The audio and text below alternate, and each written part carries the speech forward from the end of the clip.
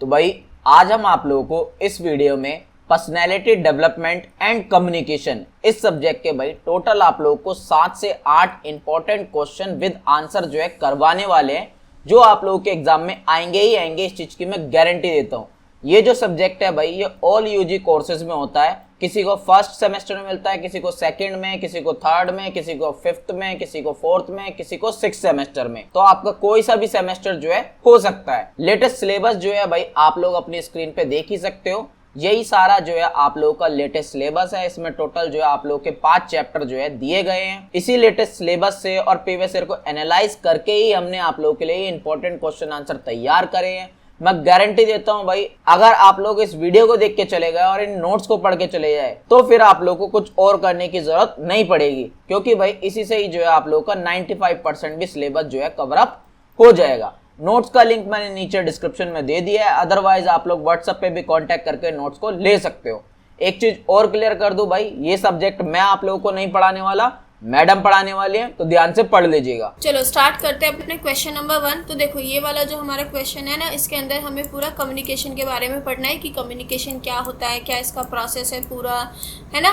और इसके ये इफेक्टिव कम्युनिकेशन के 7 C's यहाँ पर ना 7 C's है यहाँ पे ऐसा, ठीक है।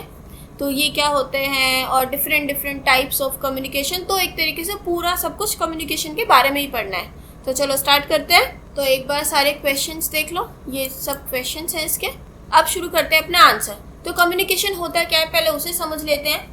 तो देखो इजी लैंग्वेज में बोलूँ तो कम्युनिकेशन एक ऐसा प्रोसेस है, एक ऐसी प्रक्रिया है जिसके अंदर हम मतलब 2 इंसान, 2 लोग या फिर कोई भी एक ग्रुप अपने विचारों को, अपने थॉट्स, फीलिंग्स, आइडियाज़ या फिर किसी भी इंफॉर्मेशन को एक्सचेंज करता है, ठीक है ना। यानी कि अपने विचारों का लेन देन, आदान प्रदान करता है। इस प्रोसेस को बोलते हैं कम्युनिकेशन। अब ये 2 या फिर 2 से ज़्यादा लोगों के बीच में हो सकता है, ठीक है।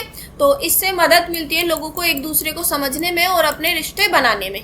तो कम्युनिकेशन क्या है समझ आ गया। अब इसका पूरा प्रोसेस क्या है, कैसे काम करता है। तो देखो ये एक बहुत मतलब कंटिन्यूस प्रोसेस होता है। इसके अंदर एक सेंडर, एक रिसीवर होता है। सेंडर होता है जो अपने मैसेज को किसी को भेजता है एंड रिसीवर होता है जो उस मैसेज को प्राप्त करता है, ठीक है ना। तो अब इसके एलिमेंट्स एक एक करके स्टार्ट करते हैं हम।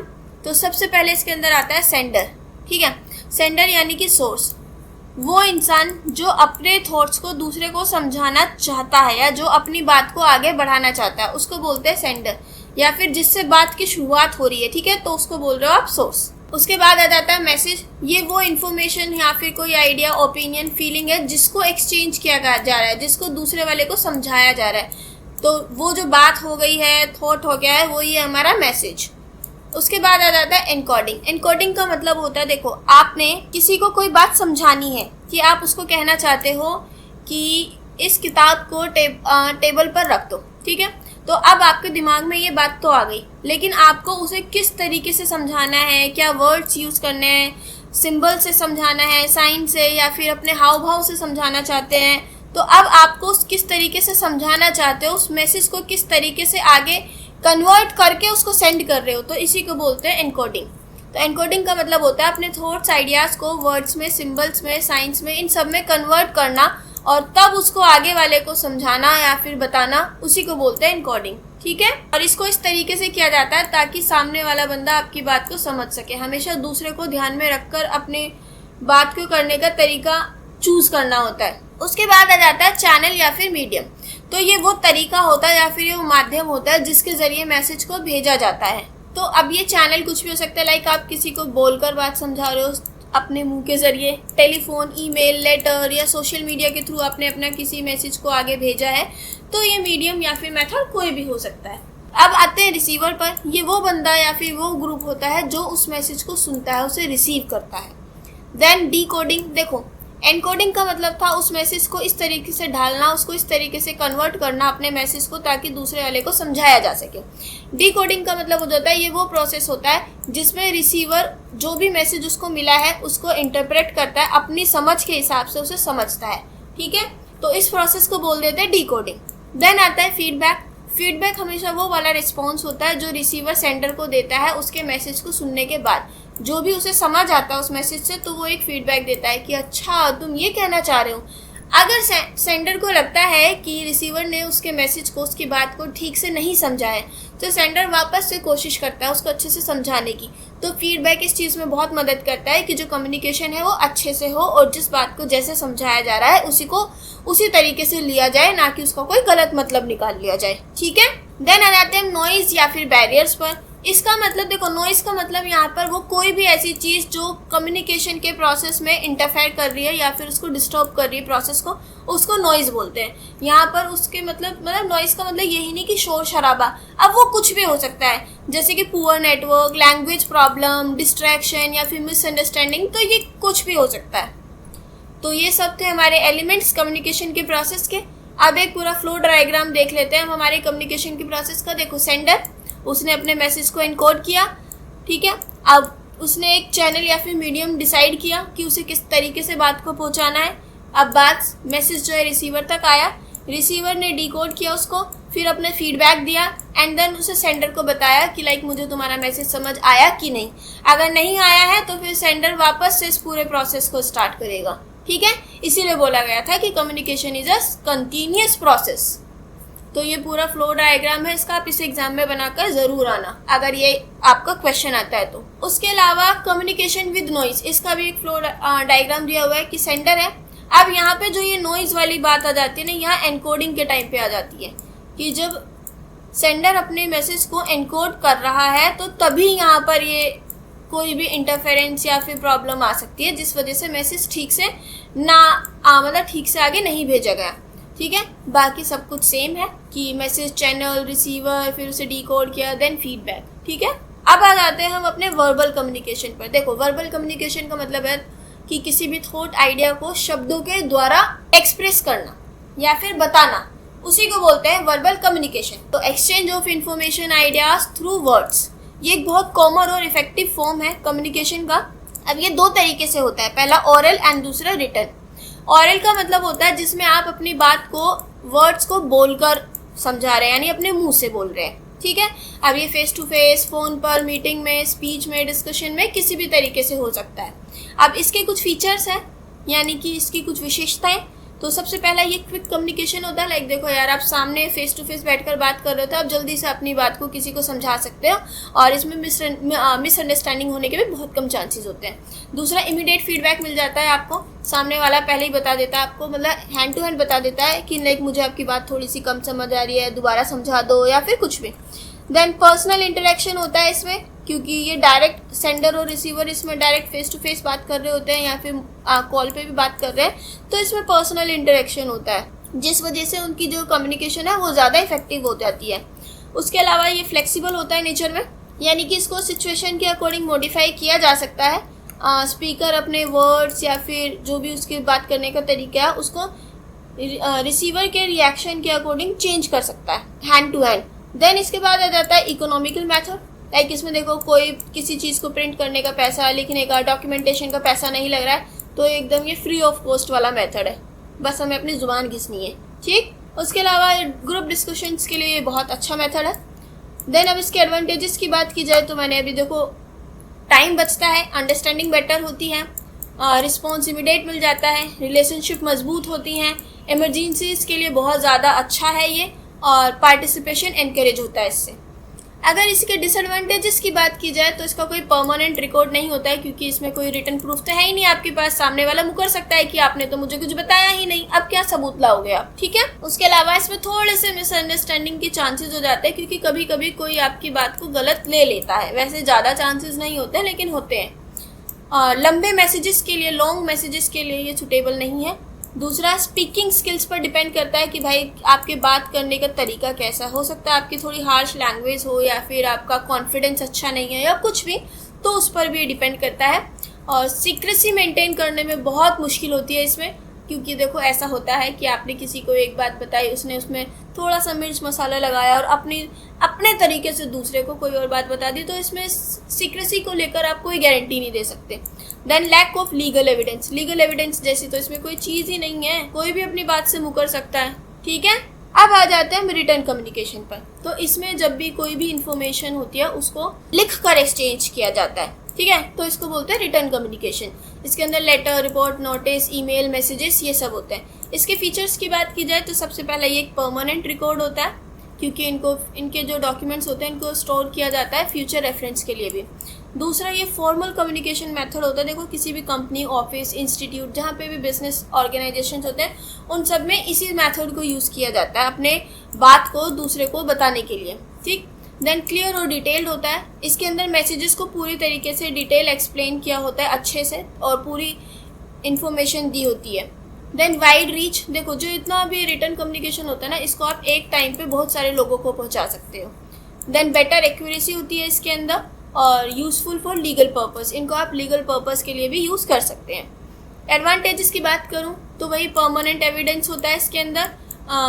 अगर आपको कोई भी कॉम्प्लेक्स इन्फॉर्मेशन है, लाइक बहुत लेंदी ऐसी इंस्ट्रक्शन है, किसी को रूल्स रेगुलेशंस बताने हैं, तो मुंह से बताने से अच्छा है कि उनको रिटर्न फॉर्म दे दो पूरा, कि लाइक ठीक है अब आप इसको पढ़ लो और समझ लो। ठीक है, और मिसअंडरस्टैंडिंग के चांसेस इसमें कम होते हैं, क्योंकि इसके अंदर मैसेज को बहुत प्रिसाइजली और सीधा सीधा ऑर्गेनाइज तरीके से लिखा होता है। देन लार्ज ऑर्गेनाइजेशंस जो होती हैं, जैसे बड़ी बड़ी कंपनीज वगैरह, तो उन सब के अंदर ये बहुत ज़्यादा मदद करता है किसी भी बात को दूसरे लोगों तक पहुंचाने के लिए। ये बहुत अच्छा तरीका होता है। देन मेंटेन्स यूनिफॉर्मिटी, यानी कि एक जो सेम रिटर्न मैसेज होता है उसको आप कितने भी लोगों को एक साथ दे सकते हैं और एक तरीके से, यानी देखो आपने एक मैसेज एक बार लिख के रख लिया, यानी रूल्स एंड रेगुलेशंस बना लिया, अब आप हर एम्प्लॉय को सेम मैसेज आगे फॉरवर्ड कर सकते हो कि आपको हर किसी को यही रूल्स एंड रेगुलेशंस फॉलो करने हैं, किसी के लिए कुछ डिफरेंट नहीं हुआ, सबके लिए सेम हुआ। फिर उसके आगे आ जाता है इनहेंसेस प्रोफेशनलिज्म, इसके अंदर जो है ना ये प्रोफेशनलिज्म को बढ़ाता है। डिसएडवांटेजेस की बात की जाए तो थोड़ा टाइम कंज्यूमिंग है, फीडबैक इसमें डिले मिलता है, थोड़ा सा एक्सपेंसिव है क्योंकि इसके अंदर प्रिंट करने का, पेपर का, हर चीज़ का पैसा लग रहा है, और इसके अंदर राइटिंग स्किल्स की बहुत ज़रूरत होती है। थोड़ा सा लेस पर्सनल होता है क्योंकि इसमें कोई डायरेक्ट पर्सनल कांटेक्ट नहीं होता है रिसीवर या सेंडर का, और इसके अंदर इन्फॉर्मेशन लीकेज का थोड़ा सा रिस्क रहता है क्योंकि जितने भी रिटन डॉक्यूमेंट्स होते हैं इनको कॉपी किया जा सकता है, ये खो सकते हैं या फिर कोई दूसरा अनऑथोराइज्ड पर्सन इनको एक्सेस कर सकता है। ठीक है, उसके अलावा आ जाते हैं अब हम नॉन वर्बल कम्युनिकेशन पर। तो देखो नॉन वर्बल कम्युनिकेशन का मतलब होता है वो प्रोसेस जिसके अंदर किसी भी मैसेज, फीलिंग या फिर आइडिया को कन्वे किया जाए, लेकिन शब्दों के थ्रू या फिर रिटर्न वर्ड्स के थ्रू नहीं, इसमें किसी और तरीके का इस्तेमाल किया जाता है। अब वो क्या तरीके हुए? फेशियल एक्सप्रेशन, जेस्चर, पोस्चर, आपका eye contact, body language, tone of voice, appearance, physical movements, यानी जब आप अपनी बात किसी को बिना बोले समझाए तो उसी को बोलते हैं नॉन वर्बल कम्युनिकेशन, बिना किसी शब्दों के। अब आप साइन लैंग्वेज वगैरह कुछ भी यूज़ करो। ठीक है, इसके फीचर्स की बात की जाए तो इसमें कम्युनिकेशन होती है विदाउट वर्ड्स, इसमें किसी भी बात को बोलकर या फिर लिखकर नहीं समझाया जाता है, मैसेज को जेस्चर, एक्सप्रेशन, मूवमेंट्स के थ्रू कन्वे किया जाता है। एक्सप्रेसेस इमोशंस क्लियरली, देखो इस तरीके से ना जो इमोशंस होते हैं उनको ज़्यादा अच्छे से एक्सप्रेस किया जा सकता है, और ये एक यूनिवर्सल नेचर है इसका, यानी कि देखो इससे बहुत सारे एक्सप्रेशंस होते हैं जिन्हें पूरी दुनिया में हर कोई समझ जाता है, कि जैसे कि देखो आप हैप्पी फेस बनाते हो तो कि हाँ ये खुश है ना, आपके एक्सप्रेशन से समझ आ जाता है कि कौन कैसा है। देन सपोर्ट्स वर्बल कम्युनिकेशन, जो नॉन वर्बल कम्युनिकेशन है ना ये मजबूत करता है स्पोकन कम्युनिकेशन को, यानी कि जब कभी आप किसी से बोलकर बात कर रहे हैं, अगर आप उनके साथ साथ अपने हाव भाव, अपने जेस्चर्स, अपनी बॉडी लैंग्वेज का भी इस्तेमाल करते हैं तो दूसरा बंदा आपके मैसेज को ज़्यादा अच्छे से समझता है, तो ये वर्बल कम्युनिकेशन को सपोर्ट करता है। दूसरा ये भी एक कंटिन्यूस प्रोसेस है और ये जल्दी हो जाता है, मतलब क्विक एंड इमीडिएट है, कि आपको किसी को कोई बात ज़्यादा देर तक खींच कर नहीं समझानी है, आपने सिर्फ अपने एक्सप्रेशंस के थ्रू समझाया, उसे समझ आया तो ठीक, मतलब ऐसे वाला बात है। और इसके अंदर इंस्टेंट रिएक्शंस भी मिल जाते हैं, रिस्पॉन्सेस ड्यूरिंग कम्युनिकेशन। टाइप्स की अगर इसकी बात की जाए तो इसमें फेशियल एक्सप्रेशंस का यूज़ किया जाता है, जेस्चर्स का, eye contact, posture and body language, para language and appearances, तो ये सब इसके टाइप्स हो गए। एडवांटेजेस की बात अगर हम करें तो इसमें फीलिंग्स को बहुत अच्छी तरीके से एक्सप्रेस किया जा सकता है, और ये वर्बल मैसेज को सपोर्ट करता है, क्विक कम्युनिकेशन होता है इसके अंदर, और ये तब यूज़ होता है जब वर्ड्स की ज़रूरत नहीं होती, मतलब जब ये पॉसिबल ना हो, लाइक कि आपको वर्ड्स को बोलना या फिर लिखना पॉसिबल ना हो, तो तब आप इस तरीके के कम्युनिकेशन के मेथड का यूज़ करते हैं। उसके अलावा इसमें रिलेशनशिप्स थोड़े से बेटर होते हैं एंड ये स्ट्रॉन्ग इंप्रेशन क्रिएट करता है। देन डिसएडवांटेजेस की बात की जाए तो इसमें क्लैरिटी, लैक ऑफ क्लैरिटी होती है, और कल्चरल डिफरेंसेस सामने से दिखाई दे सकते हैं। देखो हो सकता है आपके कल्चर में किसी साइन का या फिर किसी सिंबल का कुछ और मतलब हो और किसी और के यहाँ पे कोई और मतलब हो, तो ऐसे कभी कभी कोई मिसअंडरस्टैंडिंग हो सकती है कल्चरल डिफरेंस की वजह से। इनका कोई परमानेंट रिकॉर्ड नहीं होता है, इन्हें कंट्रोल करना डिफ़िकल्ट होता है एंड लिमिटेड कम्युनिकेशन है, क्योंकि ऐसे बहुत सारे कम साइंस या सिंबल्स होते हैं जिन्हें हर कोई समझता है। सभी साइंस एंड सिंबल्स को हर किसी को हर सिंबल का मतलब नहीं पता होता है, ठीक। और इसमें क्या, इस वजह से क्या होता है, आप हर किसी से भी ये बात नहीं कर सकते हैं। Then possibility of misinterpretation, इसमें बहुत सारे ऐसे चांसेस होते हैं कि कोई आपकी बात को गलत समझ ले। समझ गए आप लोग? अब आते हैं विजुअल कम्युनिकेशन पर। तो विजुअल कम्युनिकेशन, विजुअल का मतलब ही होता है देखना, ठीक है ना। तो ये वो प्रोसेस होता है जिसमें आप अपनी इन्फॉर्मेशन, आइडिया, मैसेज को विजुअल एलिमेंट्स के थ्रू दूसरों को समझाते हैं, यानी कि इमेजेस के through, symbol, charts, graphs, poster, video, diagrams के थ्रू, जैसे कि यहाँ पर मैं आपको समझा रही हूँ इस वीडियो के थ्रू। तो ये हो गया विजुअल कम्युनिकेशन, ठीक है। तो और ये जो है इसको ज़्यादातर use business, education, advertising, media, social network, इन सब में ज़्यादा यूज़ किया जाता है इसको। इसके एग्जाम्पल्स की बात की जाए तो इसमें आ जाते हैं charts, graphs, posters and banners, traffic signs, map diagram, videos, presentations and infographics and symbols. Advantages की बात है तो क्विक अंडरस्टैंडिंग होती है इसके अंदर, क्योंकि लोग जो हैं इमेजेस और ग्राफिक्स को देख के थोड़ा जल्दी सीख पाते हैं। एंड इंक्रीजेस अटेंशन, इससे कलरफुल फोटोज़, डिज़ाइंस का यूज़ करके आप अपना जो रिसीवर होता है फिर व्यूवर्स होते हैं उनका जो ध्यान है उसे अपनी तरफ खींचते हैं, तो अटेंशन इंक्रीज होता है। देन बेटर रिटेंशन, देखो क्या होता है, जो वीडियोस वगैरह होती है, फ़ोटोज़ वगैरह, उनकी कैपेसिटी है कि वो हमारे दिमाग में ज़्यादा टाइम के लिए मतलब स्टोर होती हैं। तो इनसे जो किसी भी बात को याद करने की जो आपकी क्षमता है ना, वो ज़्यादा बेटर हो जाती है इसमें। देन सिंप्लीफाइज कॉम्प्लेक्स डाटा, देखो बहुत सारे ऐसे कॉम्प्लेक्स डाटा होता है, आपको किसी कंपनी का पूरा स्टैटिस्टिक्स समझाना है। अब आप उन्हें एक पूरा ऐसे पेपर दिखाओगे, इससे अच्छा एक चार्ट पेपर बना दो कि देखो पिछले साल, एक ग्राफ पेपर बनाओ ना कि पिछले 10 साल से हमारा ऐसा ग्रोथ चलता आ रहा है, देखो।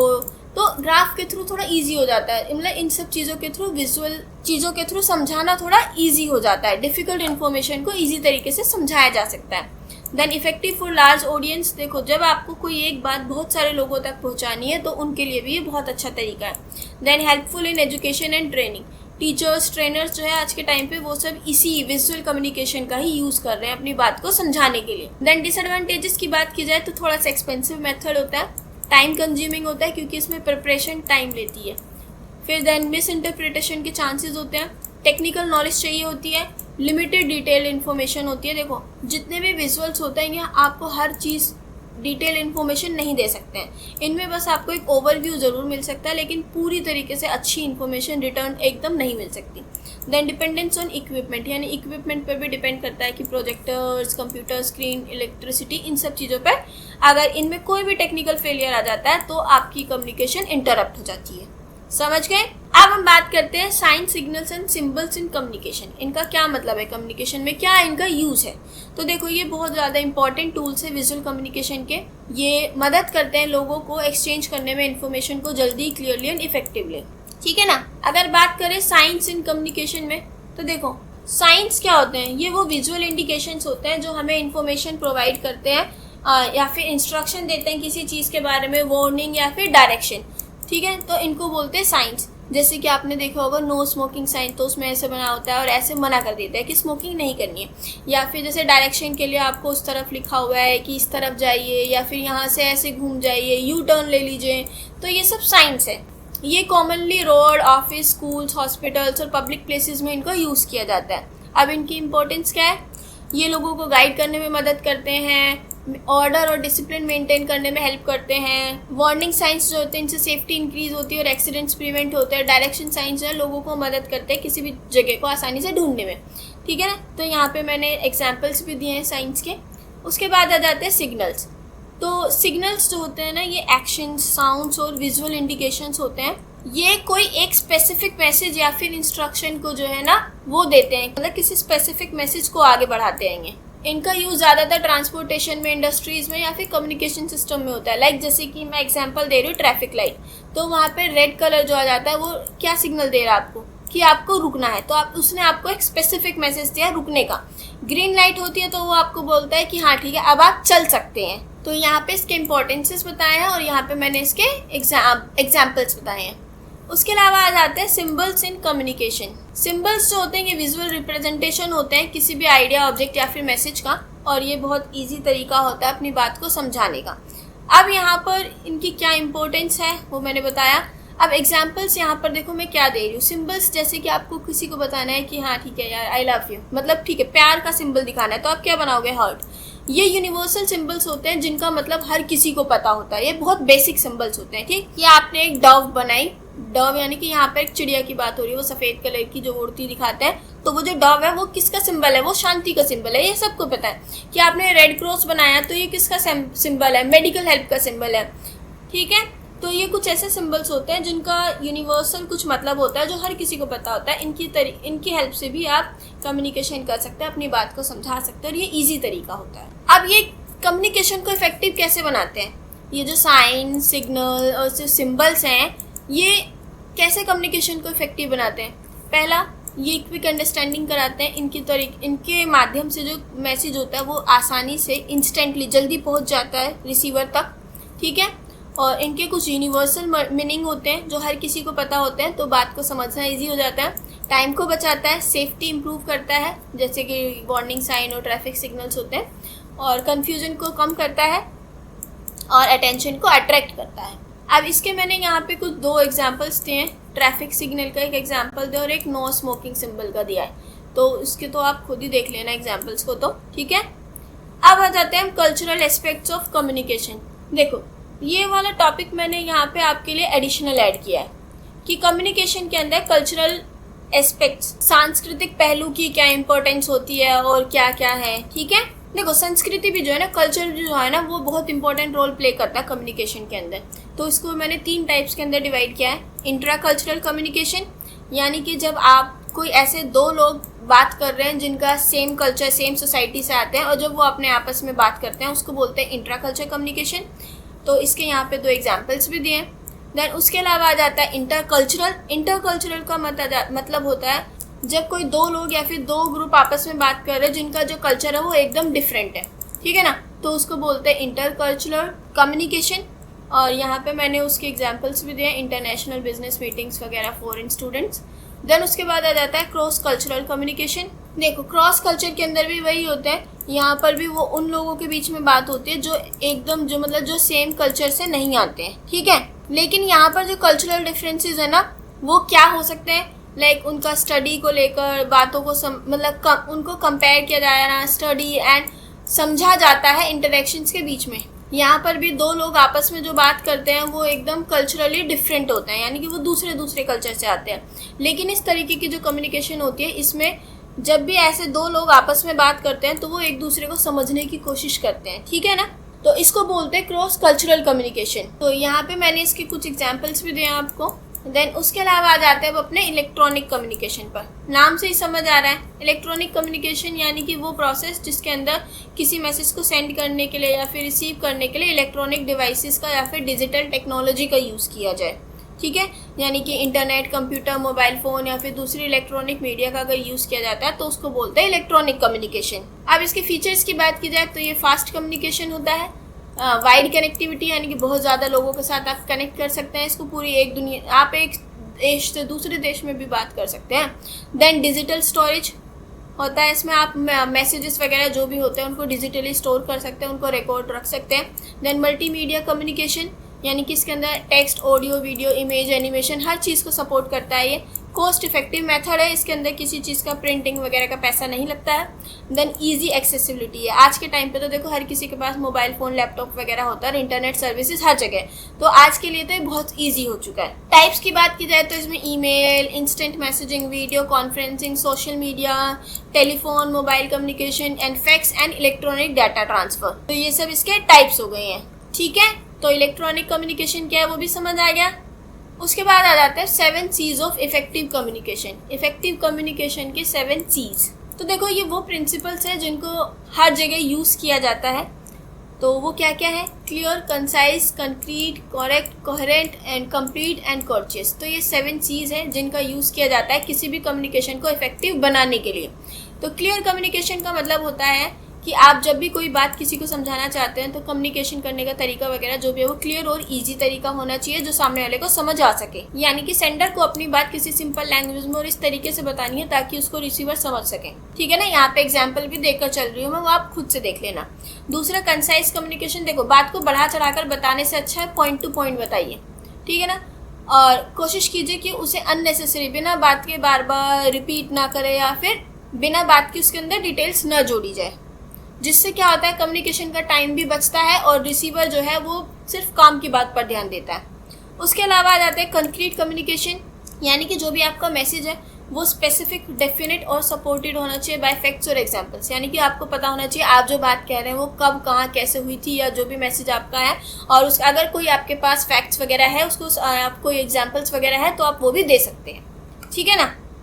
देन करेक्ट कम्युनिकेशन, कि मैसेज जो है वो एकदम सही होना चाहिए in terms of grammar, spelling, facts या फिर इंफॉर्मेशन के तरीके नज़रिए से देखा जाए तो आपका मैसेज एकदम सही होना चाहिए। देन कोहेरेंट कम्युनिकेशन, कि मतलब देखो कम्युनिकेशन जो है वो लॉजिकल और वेल ऑर्गेनाइज्ड होनी चाहिए, ताकि आपने जो भी अपना मैसेज दिया है वो एकदम सही होना चाहिए, एकदम प्रॉपर सीक्वेंस में जो बात आप बताना चाह रहे हैं इस तरीके से हो कि आपकी बात सामने वाला समझ सके। देन कंप्लीट कम्युनिकेशन, यानी कि जो भी इन्फॉर्मेशन आप दे रहे हैं उसे पूरी तरीके से देना है, कोई आधा अधूरा मैसेज नहीं देना है ताकि उससे कंफ्यूजन वगैरह ना हो। उसके अलावा कॉर्टियस कम्युनिकेशन, कि आपकी जो कम्युनिकेशन होती है जब भी आप किसी से बात करते हैं तो एकदम पोलाइटली बात करें, रिस्पेक्टफुल बात करें और उनका मतलब इस तरीके से बात करें कि उनको लगे कि हाँ आप उनके बारे में भी सोच रहे हैं। ठीक है, इससे आपके बीच में जो हेल्दी रिलेशनशिप होता है वो मेंटेन होता है और एक पॉजिटिव इंप्रेशन क्रिएट होता है आपके बारे में। तो आप ऐसे प्लीज़, थैंक यू, काइंडली ऐसे वर्ड्स का इस्तेमाल कर सकते हैं। ठीक, तो हमारा फर्स्ट आंसर खत्म होता है।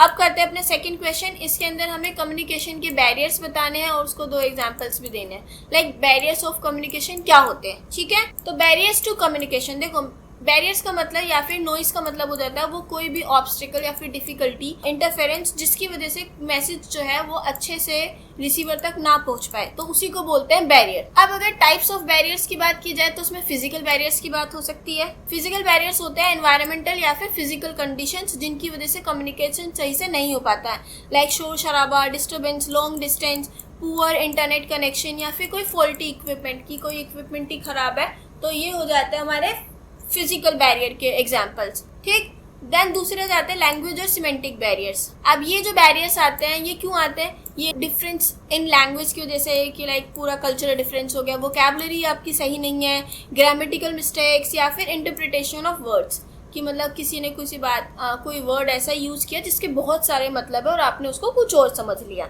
ठीक है, तो इसके एग्जाम्पल्स मैंने यहाँ पे बता दिया, डिफिकल्ट वर्ड्स को यूज़ करना, डिफरेंट लैंग्वेज, इनकरेक्ट ग्रामर या फिर टेक्निकल जर्गन। उसके अलावा आते हैं साइकोलॉजिकल बैरियर्स।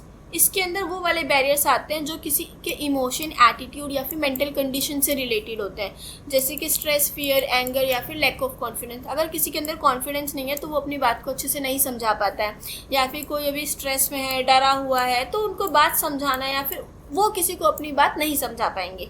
ठीक है, देन आ जाते हैं कल्चरल बैरियर्स। तो इसमें आ जाते हैं वो वाले बैरियर्स जो किसी के ट्रेडिशन के मतलब differences in tradition, belief, values या फिर सोशल बिहेवियर की वजह से आते हैं, कि लाइक कोई बिल्कुल अलग ट्रेडिशन वाला बंदा आ गया है ना, या फिर जिनके विचार धारणाएं सब अलग हैं। अगर ऐसे 2 लोग आपस में बैठ के बात करते हैं तो बहुत ज़्यादा चांसेस होते हैं कि वो एक दूसरे की बात को नहीं समझते हैं, कि उनके बीच में ऐसे इश्यूज होते रहते हैं। ठीक, या फिर लैंग्वेज बैरियर तो था ही हमारा।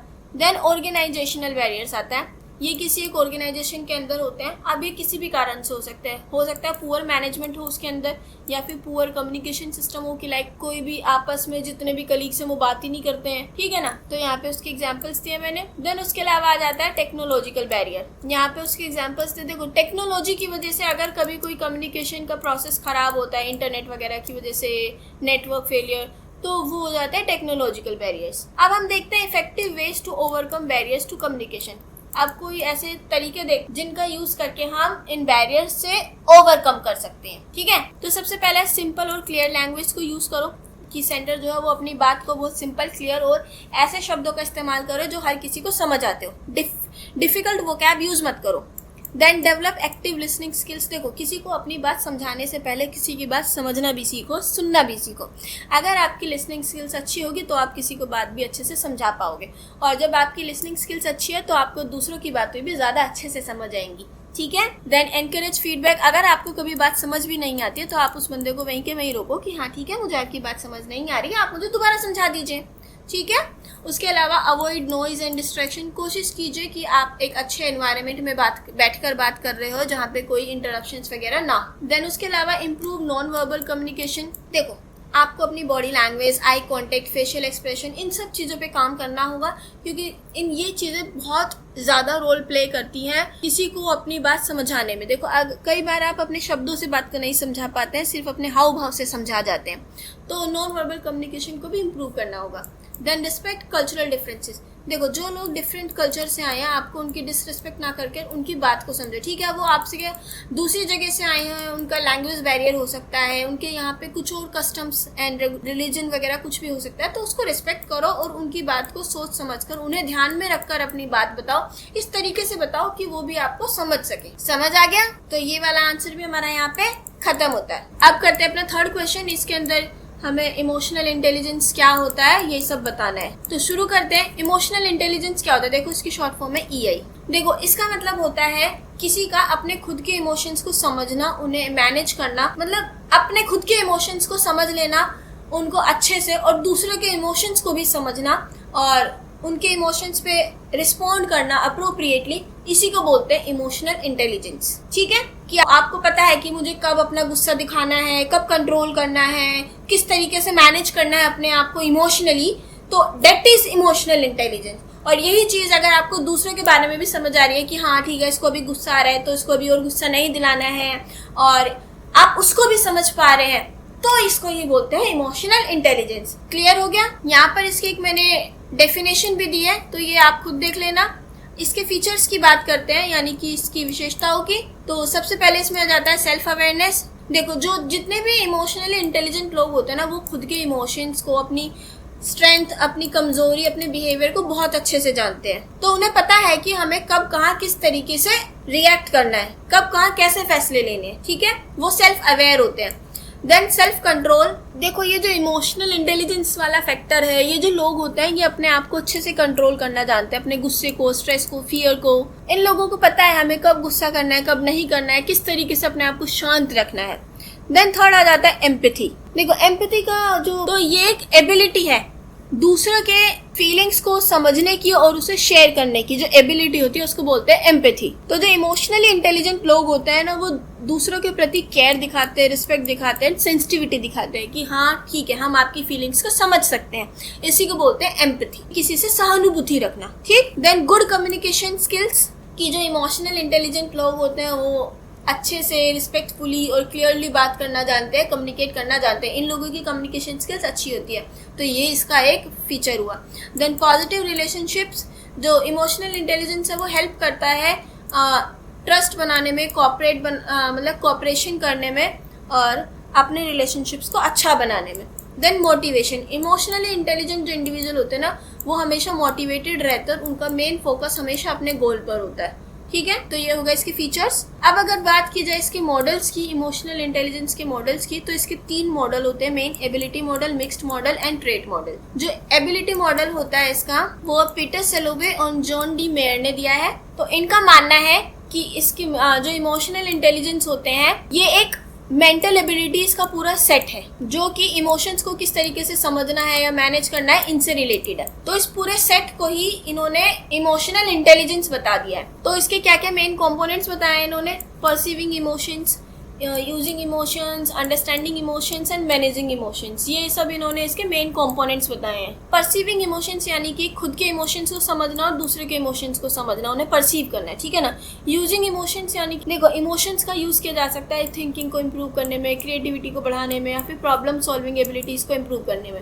अंडरस्टैंडिंग इमोशंस यानी कि अपने साथ साथ दूसरे के इमोशंस को समझना और उनके बिहेवियर को क्या इफेक्ट पड़ रहा है इसका, ये समझना। देन मैनेजिंग इमोशंस यानी कि कंट्रोल करना अपने इमोशंस को अच्छे से और सिचुएशन के अकॉर्डिंगली रिस्पॉन्ड करना, उसको बोलते हैं मैनेजिंग इमोशंस, ठीक। अब इसके क्या क्या फीचर्स हैं ये इमोशनल स्किल्स और मेंटल एबिलिटीज इन दोनों पर फोकस करता है। ट्रीट करता है इमोशन को एक इन्फॉर्मेशन की तरह कि लाइक आप किसी के इमोशंस को देखकर ये पता लगा सकते हो कि वो मतलब वो कैसा पर्सन है, कैसा फील कर रहा है इस वक्त, या फिर उसके बारे में आप इन्फॉर्मेशन गैदर इकट्ठी कर सकते हो, ठीक है। और ये प्रॉब्लम सॉल्विंग में और कम्युनिकेशन में हेल्प करता है। इसके अलावा मैंने यहाँ पे इसकी इंपॉर्टेंस भी बताई है, वो आप खुद से देख लेना। नेक्स्ट आ जाता है इसका मिक्स्ड मॉडल। इसको डैनियल गोलमैन ने डेवलप किया था। तो इस मॉडल के अंदर जो है ना इमोशनल एबिलिटीज के साथ साथ personal traits, social skills, motivation and behaviour, ये सब भी इसके अंदर कंबाइंड है, मिक्स्ड है। तो इसी वजह से इसको मिक्स्ड मॉडल बोला गया। इसके मेन कंपोनेंट्स की बात की जाए तो self awareness, self regulation, motivation, empathy and social skills. इसके फीचर्स हैं यहाँ पर कि इसके अंदर emotional and social competencies combine है। ये वर्क प्लेस और लीडरशिप सक्सेस दोनों पर फोकस करता है। इसके अंदर पर्सनैलिटी और बिहेवियरल ट्रेड्स इंक्लूड है और ये रिलेशनशिप मैनेजमेंट में हेल्प करता है। इंपॉर्टेंस यहाँ पर इसकी आप देख लेना। देखो ये वाला जो मॉडल्स वाला इसका टॉपिक है ना, ये मुझे इतना इम्पॉर्टेंट नहीं लगा, बट फिर भी आपके पास अगर इमोशनल इंटेलिजेंस से रिलेटेड कोई क्वेश्चन आ जाता है तो आप उसमें ये ऐड कर सकते हो। इससे क्या है ना आपके मार्क्स गेन होंगे, कम नहीं होंगे। तो इसी वजह से मैं इसे अभी ज़्यादा खास पढ़ा नहीं रही हूँ, मतलब इतना डीपली नहीं लेके जा रही हूँ। बाकी मैंने यहाँ पर इन्फॉर्मेशन आपको सारी दे दी है, तो आप खुद से एक बार इसको मतलब नज़र निकाल लेना बस, ठीक है। इसके बाद आ जाता है ट्रेट मॉडल। इसको डेवलप किया था कॉन्स्टेनियस वी पेट्राइट्स ने। देखो इस मॉडल का कहना है कि जो इमोशनल इंटेलिजेंस है ये हमारी पर्सनैलिटी या फिर इमोशनल सेल्फ परस्पेक्शन का एक पार्ट है, एक हिस्सा है कि किसकी कैसी पर्सनैलिटी है वो उसके इमोशंस में दिखाई देती है, ठीक है ना। तो ऐसा मानना है इस मॉडल का। अब इसके मेन कंपोनेंट्स क्या है? Emotional perception, self confidence, stress management, adaptability and relationship skills. Emotional perception का मतलब हो जाता है understanding and expression emotions effectively, कि जब आपको पता हो कि हमें किस तरीके से आप अपने इमोशंस को समझ पा रहे हो और आपको ये भी पता है कि उन्हें कैसे एक्सप्रेस करना और कब कहाँ एक्सप्रेस करना है, तो उसी को बोलते हैं इमोशनल परसेप्शन, ठीक है। तो ये इसके मेन कंपोनेंट्स हो गए। फीचर्स की बात की जाए तो इसके अंदर पर्सनल कैरेक्टरिस्टिक्स पे फोकस किया गया है। इसके अंदर मेज़र किया गया इमोशनल बिहेवियर और सेल्फ परसेप्शन को, और ये पर्सनल मतलब किसी आदमी के वेल बीइंग से रिलेटेड होता है। पर्सनल का यहाँ पर मतलब है कोई भी इंसान बंदा हो सकता है वो, ठीक, यानी कि खुद की वेल बीइंग से रिलेटेड। इसकी इंपॉर्टेंस यहाँ पर मैंने दे दी है कि ये इमोशनल स्टेबिलिटी को समझने में हेल्प करता है, किसी की पर्सनैलिटी बिहेवियर को समझने में हेल्प करता है, सोशल एडजस्टमेंट इन्हेंस करता है, मेंटल वेल बीइंग को सपोर्ट करता है, ठीक। तो ये वाला हमारा जो क्वेश्चन था ये भी यहाँ पे ख़त्म हो गया है। चलो अब करते हैं अपना क्वेश्चन नंबर 4। इसके अंदर हमें देखो यार, इसके अंदर हमें 2 टॉपिक्स क्लियर करने हैं। पहला तो कॉन्फ्लिक्ट्स क्या होता है, कॉन्फ्लिक्ट मैनेजमेंट, और उसी के साथ साथ कॉन्फ्लिक्ट रेजोल्यूशन वाला टॉपिक, और उसी के साथ साथ कॉन्फ्लिक्ट रेजोल्यूशन वाला टॉपिक। कॉन्फ्लिक्ट क्या होता है पहले वो समझना है और फिर उसकी अप्रोचेस देखनी है, फिर कॉन्फ्लिक्ट रेजोल्यूशन देखना है, ठीक है। तो ये 2 टॉपिक्स हमें इसके अंदर देखने हैं। तो चलो शुरू करते हैं। सबसे पहले कि कॉन्फ्लिक्ट होता क्या है। देखो तो ये एक ऐसी सिचुएशन होती है जब 2 या फिर 2 से ज़्यादा लोग जो या फिर कोई ग्रुप किसी एक टॉपिक पर जब उनके विचार आपस में सेम ना हो, यानी कि वो एक दूसरे से डिसएग्री कर रहे हो कि नहीं मुझे तो तुम्हारा ये विचार गलत लग रहा है, मुझे तुम्हारे थॉट गलत लग रहा है। तो जब ऐसी कंडीशन आ जाए, ऐसी सिचुएशन हो जाए तो उसको बोलते हैं कॉन्फ्लिक्ट। जब उनके विचार, उनके आइडियाज, उनकी इंटरेस्ट एक दूसरे से सिमिलर ना हो, मैच ना खाते हो, ठीक है। तो देखो कॉन्फ्लिक्ट जो है एक नेचुरल पार्ट है हमारे ह्यूमन इंटरेक्शन का, और ये मिसअंडरस्टैंडिंग की वजह से, poor communication, competition, emotional differences किसी भी कारण से हो सकता है। इसके फीचर्स की बात की जाए तो डिफरेंस ऑफ ओपिनियंस, यानी कि जब 2 लोगों के ओपिनियंस में डिफरेंस आ जाए तो तब ये होता है। प्रेजेंस ऑफ अपोजिशन, देखो कॉन्फ्लिक्ट जब भी होता है तब होता है जब अपोजिशन हो, यानी कि कोई किसी चीज़ के पक्ष में हो और कोई उसके विपक्ष में हो, तो ये तब होता है। तो जब भी कॉन्फ्लिक्ट होगा तो वहाँ पर अपोजिशन हमेशा मिलेगा, यानी कि एक दूसरे के विचार को अपोज करेंगे लोग। देन इसमें इमोशनल इन्वॉल्वमेंट होता है और कैन बी पर्सनल और ग्रुप बेस्ड। देखो कॉन्फ्लिक्ट कभी हमेशा पर्सनल भी हो सकता है, लाइक 2 लोगों के बीच में भी हो सकता है या फिर किसी ग्रुप के बीच में भी हो सकता है, ठीक है। देन ये एक कंटिन्यूस प्रोसेस है और मे हैव पॉजिटिव और नेगेटिव इफेक्ट्स। इसके कोई पॉजिटिव इफेक्ट्स भी हो सकते हैं और नेगेटिव इफेक्ट्स भी हो सकते हैं, वो डिपेंड करता है सिचुएशन पर। इसके कॉजेज़ की बात की जाए अगर, तो सबसे पहला पुअर कम्युनिकेशन, अगर अच्छे से अपनी बात को आगे ना रखा जाए तो ये भी एक बहुत बड़ा कारण है कि सामने वाला आपकी बात को गलत तरीके से ले सकता है और कॉन्फ्लिक्ट हो सकता है। Then differences in values and beliefs, देखो जो लोग बहुत अलग अलग बैकग्राउंड से आते हैं तो वो अपने एक दूसरे के बारे में ना उनके कुछ विचार होते हैं जो वो पहले से बनाकर लेकर आते हैं। सोचो जैसे कि दिल्ली वाले ने सोचा कि अरे हरियाणा वाले तो सारे लड़ते ही हैं, भले ही वहाँ पे सारे लोग ना लड़ते हो, है ना, जरूरी थोड़ी भाई सारे ही लड़ेंगे, लड़ाकू होंगे, सबको पता उनका टोन कैसा है, वो भले ही ना लड़े बेचारे लेकिन लगता है।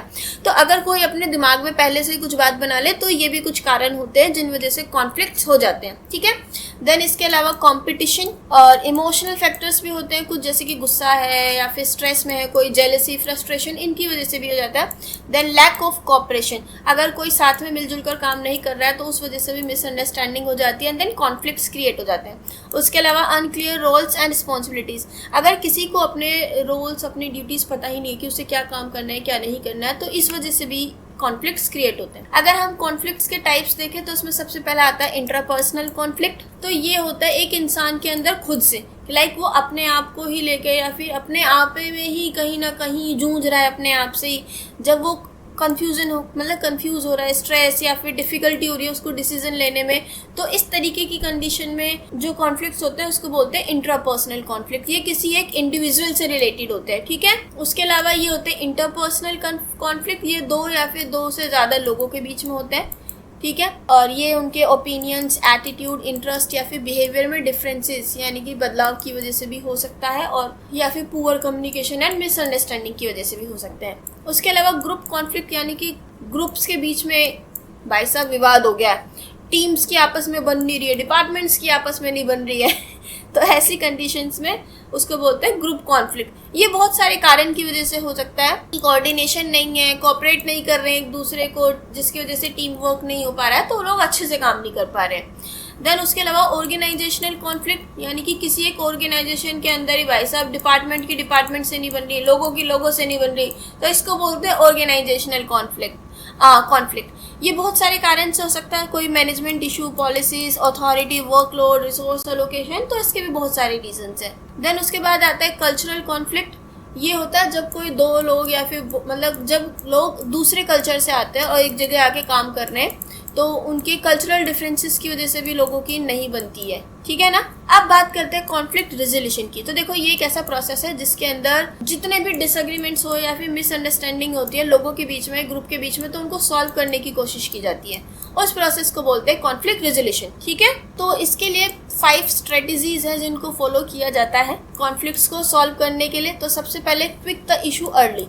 देखो अगर कोई प्रॉब्लम है आपको किसी बंदे से या फिर किसी भी ग्रुप से, किसी से भी, तो उसको प्रॉब्लम को बढ़ाने से अच्छा है पहले ही उससे जाकर बात कर लो, ठीक है ना, कि अर्ली स्टेज पर ही बात कर ली जाए। उसको इग्नोर करने से अच्छा प्रॉब्लम को इग्नोर ना करे, जाके बात करे, क्योंकि चुप रहने से गुस्सा बढ़ता है, मिसअंडरस्टैंडिंग ज़्यादा होती है और बात बढ़ती चली जाती है। तो अच्छा है पहले बात को कर लो, ख़त्म कर लो अपनी कॉन्फ्लिक्ट को। उसके अलावा मैनेज योर इमोशंस। देखो जब आप अपने किसी भी कॉन्फ्लिक्ट को, इशू को सॉल्व कर रहे हैं तो अपने इमोशंस पे कंट्रोल करो। गुस्सा नहीं करना है, फ्रस्ट्रेट नहीं करना है, मतलब कंट्रोल करना है भाई आपको, ठीक है ना, क्योंकि अगर आप गुस्सा करेंगे, फ्रस्ट्रेट हो जाएंगे तो सिचुएशन और बिगड़ जाएगी, ठीक है। Then show empathy. देखो यार दूसरे की फीलिंग्स को समझने की कोशिश करनी है, पूरी तरीके से रिस्पेक्ट करनी है उनकी। और अगर आप कोई कॉन्फ्लिक्ट चल भी रहा है तब भी किसी मतलब दोनों को ध्यान से सुनना चाहिए एक दूसरे को, बात को बढ़ाना नहीं है, ठीक है। And practice active listening. वही मैंने बात बताई अभी कि सुनना है दूसरे को, पूरी तरीके से ध्यान देना है उसकी बात पर, समझना है उसको कि ऐसा क्यों हो रहा है। कोशिश करें कि उसको इंटरप्ट ना करें जब कोई बात कर रहा हो। इस तरीके से भी आप जो है किसी भी कॉन्फ्लिक्ट को सॉल्व कर सकते हैं। Then acknowledge criticism. देखो कभी कभी अगर कोई आपकी किसी बात की बुराई कर रहा है, आपको क्रिटिसाइज कर रहा है, और आप ज़रूरी नहीं है उसको हर बार नेगेटिव ही लिया जाए, कभी कभी उसको पॉजिटिव भी लिया जा सकता है। उसको ये सोच सकते हैं कि अच्छा उसको मेरी ये बात ऐसी लगी है तो चलो मैं नेक्स्ट टाइम से ऐसा नहीं करूँगा या करूँगी, चलो उसने मेरे काम में ये बुराई बताई है तो मैं इसको ठीक कर देखता हूँ, ठीक है ना। तो आप अपनी गलतियों से सीख सकते हैं, ओपन माइंड रखिए, है ना, अपने बिहेवियर को इम्प्रूव कीजिए ताकि फ्यूचर में कभी कोई ऐसे कॉन्फ्लिक्ट्स हो ही ना। तो क्रिटिसिज्म को एक्नॉलेज करना सीखिए, ठीक है। अब देखते हैं importance of conflict resolution strategies. अब इनकी क्या क्या इंपॉर्टेंस है भाई। तो सबसे पहला, इससे कम्युनिकेशन इम्प्रूव होता है। दूसरा, मिसअंडरस्टैंडिंग कम होती है, रिलेशनशिप्स बेटर होती हैं। पीसफुल एनवायरनमेंट बनता है और पर्सनल ग्रोथ इंक्रीज होती है, क्योंकि आप क्या करते हैं, क्रिटिसिज्म को एक्नॉलेज करते हैं, अपने आप को कंट्रोल करना सीखते हैं, अपने ऊपर काम करते हैं, है ना। और इन टीम वर्क भी इन्हांस होता है। ठीक है, तो ये आंसर हमारा यहाँ पे खत्म होता है। अब करते हैं अपने नेक्स्ट क्वेश्चन। इसके अंदर हमें सेलिंग के बारे में बताना है कि सेलिंग क्या है, सेलिंग स्ट्रेटजीज क्या क्या है। इसके अलावा हम इसके अंदर दूसरा टॉपिक और करेंगे, नेगोशिएशन स्किल्स। देखो, सेलिंग स्किल्स की तो बात करनी ही है कि अगर कोई किसी को सामान बेचना है किसी को, तो क्या क्या स्किल्स होनी चाहिए, क्या क्या स्ट्रेटजीज होनी चाहिए। उसी के साथ साथ नेगोशिएशन स्किल्स के बारे में भी हम इसमें बात करेंगे इस टॉपिक में। ठीक है, तो चलो शुरू करते हैं। तो सबसे पहले नेगोशिएशन स्किल्स के बारे में बात कर लेते हैं कि ये क्या होती है। देखो, नेगोशिएट का मतलब क्या होता है, आप लोगों को पता होगा, मोल भाव लगाना। ठीक है ना, एक तरीके से अगर अपनी लेमन लैंग्वेज में बोलूँ तो। लेकिन यहाँ पर नेगोशिएशन का मतलब बताता है इस तरीके से कि दो लोग आपस में बात कर रहे हैं, डिस्कस कर रहे हैं और म्यूचुअली इस बात पर आते हैं कि एक ऐसे निष्कर्ष पर आते हैं जिससे दोनों का फायदा हो रहा हो, किसी का नुकसान भी ना हो रहा हो, है ना। जब कोई ऐसे निष्कर्ष पे आ जाए, म्यूचुअली एक्सेप्ट करे किसी एग्रीमेंट को, दो या दो से ज़्यादा पार्टीज, तो उसी को बोलते हैं नेगोशिएशन। ठीक है, तो नेगोशिएशन एक ऐसा प्रोसेस है जिसके अंदर दो या दो से ज़्यादा पार्टीज या फिर लोग अपने आइडियाज़ वगैरह को एक्सचेंज करते हैं और कोशिश करते हैं कैसे एग्रीमेंट पे आने की जहाँ पे दोनों के ही नीड्स और इंटरेस्ट जो है वो सेटिस्फाई हो रहे हो और किसी का नुकसान ना हो रहा हो, तो इसी को बोलते हैं नेगोशिएशन। टाइप्स ऑफ नेगोशिएशंस की अगर बात की जाए तो देखो, यहाँ पर सबसे पहला आ जाता है डिस्ट्रीब्यूटिव नेगोशिएशन। देखो, इसको पोजिशनल या फिर विन लूज नेगोशिएशन भी बोलते हैं। ये तब होता है जब लिमिटेड रिसोर्सेज अवेलेबल हो और किसी पार्टी का फायदा दूसरी पार्टी के नुकसान का कारण बन जाए, तो इसको बोलते हैं डिस्ट्रीब्यूटिव नेगोशिएशन। इसमें दोनों पार्टीज कोशिश करती हैं कि उनको सबसे ज़्यादा फायदा मिले, लेकिन ऐसा तो हो नहीं सकता है कि दोनों को ही फायदा मिले, किसी एक को ज़्यादा फायदा मिलता है, किसी एक को कम। ठीक है ना, तो ये ज़्यादातर सैलरी डिस्कशन, प्राइस बार्गेनिंग या फिर बिजनेस डील्स में होता है। एक होता है इंटीग्रेटिव नेगोशिएशन। ये बेस्ड होता है कोऑपरेशन और म्यूचुअल बेनिफिट पर। इसमें जो है दोनों ही पार्टीज एक साथ काम करती है कोई ऐसे सॉल्यूशन ढूंढने में जिससे इन दोनों का ही फायदा हो। ठीक है, तो इसको विन विन अप्रोच भी बोलते हैं और ये टीम वर्क और पार्टनरशिप एग्रीमेंट्स में होती है यूज़। इसके अलावा एक होती है कॉम्पिटिटिव नेगोशिएशन। देखो, इस नेगोशिएशन में क्या होता है, एक पार्टी जो है इसमें थोड़ी स्ट्रॉन्ग होती है ना, तो वो डोमिनेट करने की कोशिश करती है उस डिस्कशन को और दूसरे को दबाने की कोशिश करती है। तो इसमें क्या होता है, एक साइड का फायदा होता है तो उसका मतलब दूसरी साइड का नुकसान ज़्यादा होता है। इसमें नेगोशिएटर्स जो है I win and you lose वाले प्रिंसिपल को फॉलो करते हैं और ये ज़्यादातर हाईली कॉम्पिटिटिव बिजनेस या फिर लीगल सिचुएशंस में देखने को मिलता है। उसके अलावा आ जाता है कॉम्प्रोमाइजिंग नेगोशिएशन। इसमें दोनों पार्टीज होती हैं, उनके पास इक्वली पावर होती है और दोनों चाहते हैं किसी भी निष्कर्ष पर आना और दोनों पार्टीज किसी मिडिल ग्राउंड सॉल्यूशन को चुनना ज़्यादा पसंद करती हैं। ठीक है, तो ये ज़्यादातर कब यूज होता है, when maintaining relationships is important, यानी कि जब दोनों पार्टी के लिए रिलेशनशिप मेंटेन करना ज़्यादा इंपॉर्टेंट होता है, ना कि बिजनेस। उसके अलावा आता है अवॉइडेंस नेगोशिएशन। देखो, ये होता है वो तरीके का नेगोशिएशन जिसके अंदर पार्टीज डिस्कशन करना अवॉइड करती हैं। ठीक है ना, इसमें ये कंडीशन आती है कि अगर मैं हारा तो तुम भी हारोगे। ठीक है, तो इस वाली सिचुएशन में जो नेगोशिएशन होती है उसको बोलते हैं अवॉइडेंस नेगोशिएशन। देन आता है हमारा कंसोलिडेशन। देखो, जो ये हमारा कंसोलिडेशन है इसके अंदर एक थर्ड पार्टी आके इन्वॉल्व हो जाती है, वो एनकरेज करती है या फिर हेल्प करता है कि जो दो लोग इन्वॉल्व है इसके अंदर वो आपस में बात करें और कॉन्फ्लिक्ट या फिर जो भी है उसको सॉल्व करें। ये जो थर्ड पार्टी होती है ये इसमें कोई फाइनल डिसीजन नहीं करता है, सिर्फ और सिर्फ सपोर्ट करता है उन दोनों पार्टीज को। ठीक, अब बात करते हैं नेगोशिएशन स्ट्रेटेजीज की। तो देखो, ये वो प्लान अप्रोच होते हैं जिसकी मदद से ये किसी भी गोल को अचीव करने के लिए एक पूरा नेगोशिएशन का प्रोसेस करते हैं, उसी को बोलते हैं नेगोशिएशन स्ट्रेटेजीज। ठीक है ना। टाइप्स ऑफ नेगोशिएशन स्ट्रेटेजीज की बात की जाए तो उसमें सबसे पहले आते हैं कॉम्पिटिटिव स्ट्रेटेजी। इसके अंदर हर पार्टी ये ट्राई करती है कि उसे सबसे ज़्यादा फायदा हो और दूसरे को नुकसान हो। इसके अंदर रिसोर्सेज लिमिटेड होते हैं और इसके अंदर विन लूज अप्रोच होती है। दूसरी आती है कोलैबोरेटिव स्ट्रेटेजीज। दोनों पार्टीज जो होती हैं वो कोऑपरेशन पर फोकस करती है और ओपन कम्युनिकेशन होता है। दोनों पार्टीज साथ में मिलकर इस तरीके के सोल्यूशन चूज करती है जिसमें सबका फायदा हो, विन विन वाली अप्रोच। देन आती है अकोमोडेटिव स्ट्रेटेजी। इसके अंदर एक पार्टी को ज़्यादा इंपॉर्टेंस दी जाती है, मतलब एक पार्टी जो है वो रिलेशनशिप बनाने पे ज़्यादा इंपॉर्टेंस देता है, ना कि अपने पर्सनल गोल पे। इसमें वो एडजस्टमेंट करने में ज़्यादा फोकस करता है कि लाइक हमारे बीच में भाईचारा बना रहे, फ्यूचर में हम काम करें, ना कि इससे ज़्यादा कि अभी फ़ायदा कमा लूँ और आगे चलकर इसके साथ बिजनेस ही ना कर पाऊँ। तो इसमें ये रिलेशनशिप पर मेंटेन करने में ज़्यादा फोकस करते हैं। देन अवॉइडेंस स्ट्रेटजी मैंने अभी आपको बताई थी, इसमें ये कोशिश करते हैं कि किसी भी नेगोशिएशन को पोस्टपोन कर दो या फिर अवॉइड करो कि लाइक बातचीत ना करनी पड़े, जिससे इन्हें कभी कोई फैसला मतलब इन्हें कोई फैसला ना लेना पड़े। और ऐसा कब होता है, जब इशू कोई छोटा हो, लाइक कोई छोटा मोटा इशू है तो दोनों पार्टीज कोशिश करते हैं कि चलो ठीक है, बहस नहीं करते हैं या फिर नेगोशिएट अभी नहीं करते हैं, अवॉइड करते हैं, तो ऐसी कंडीशंस में। देन कॉम्प्रोमाइज स्ट्रेटजी, देखो इसके अंदर win some and lose some वाली प्रिंसिपल को फॉलो किया जाता है। दोनों पार्टीज जो है कंसेशन करती हैं और एक मिडिल ग्राउंड सोल्यूशन पर आ जाती है कि चलो ठीक है, अगर मेरा इतना मैं इतना फ़ायदा करा रहा हूँ, अपना इतना नुकसान करा रहा हूँ, तो थोड़ा तो तुम भी झेलोगे, लाइक थोड़ा नुकसान तुम्हारा भी हो पर तुम्हारा थोड़ा फ़ायदा भी हो। दोनों पार्टीज के पास इक्वल पावर होती है। देन पावर बेस्ड स्ट्रेटजी, इसके अंदर क्या होता है ना, नेगोशिएशन जो होता है वो इन्फ्लुएंस्ड होता है अथॉरिटी कंट्रोल स्टेटस से। लाइक कोई एक पार्टी जो होती है वो थोड़ी ज़्यादा ताकतवर होती है, वो थोड़ी ज़्यादा डोमिनेट करती है, तो ज़्यादा वो अपना फ़ायदा करती है और दूसरी का नुकसान करती है। ठीक है, अब आ जाते हैं हम सेलिंग स्किल्स पर। तो देखो ये वो एबिलिटीज़ और टेक्निक्स होती है जिनका सेल्स पर्सन यूज़ करते हैं कस्टमर्स को अट्रैक्ट करने में, अपनी सर्विसेज उनको बेचने में। ठीक है, अब इसके कुछ इंपॉर्टेंट स्टेप्स होते हैं सेलिंग के टू अ कस्टमर कि लाइक अगर कोई सेल्स पर्सन कस्टमर को कुछ बेचना चाहता है तो उसके भी कुछ इंपॉर्टेंट स्टेप्स हैं। तो वो क्या है, सबसे पहले अपने कस्टमर की नीड्स को समझिए कि कस्टमर चाहता क्या है यार, वो क्यों आया, उसकी क्या प्रेफरेंसेस है, क्या इंटरेस्ट है, वो क्या प्रॉब्लम लेकर आया, पहले समझिए उसे। देन उसके बाद बिल्ड रिपोर्ट एंड ट्रस्ट। अब एक फ्रेंडली और कंफर्टेबल रिलेशनशिप, मतलब एक ऐसा एनवायरनमेंट बना लीजिए कि आप उससे पहले बातचीत करें, आप ये कहाँ से क्या क्या लेना है, मतलब एक अच्छा सा एनवायरनमेंट बना दो उसके लिए। Then demonstrate product knowledge.